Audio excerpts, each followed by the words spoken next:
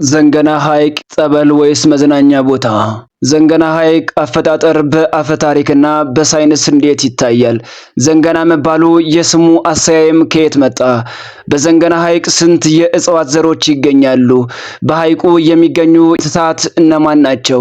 አሁናዊ ፈታኝ የሐይቁ ፈተናዎች ምንድናቸው?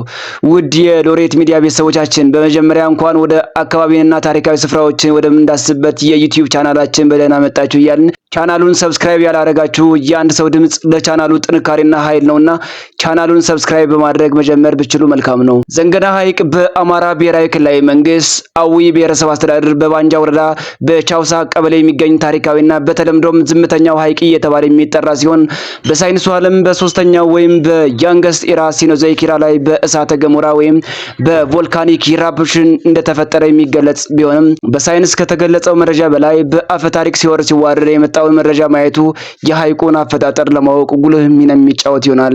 ይህ ሐይቅ በኖህ ዘመን በቦታው የነበሩ ነዋሪዎች ሃይማኖት ያልነበራቸው፣ ለፈጣሪ የማይገዙ፣ ሰብአዊነት የማይሰማቸው እንዲሁም ከልክ በላይ በሀብታቸው የከበሩና በሀብታቸው እየጨፈሩ ፈጣሪን የሚያስቆጡና ፈጣሪም ከአንዴም ሁለቴ ከመጥፎ ስራቸው እንዲመለሱ መልእክተኛ ቢልክም ይባስ ብለው መጥፎ ስራቸውን የሚቀጥሉ በመሆናቸው በውሃ እንዳሰመጣቸውና በወቅቱ በአካባቢው ሸምገል ያሉና ዘንጋቸውን ተክለው ሲያስጨፍሩ የነበሩት ባለዘንግ ሰው ዘንጉን ውሃው ሞጭልፎ ቢወስድበት ወይኔ ዘንጌ ነይ ሲል ዘንገና ተባለ ሲሉ የሐይቁ አስጎብኚዎች ታሪኩን ይተርኩታል።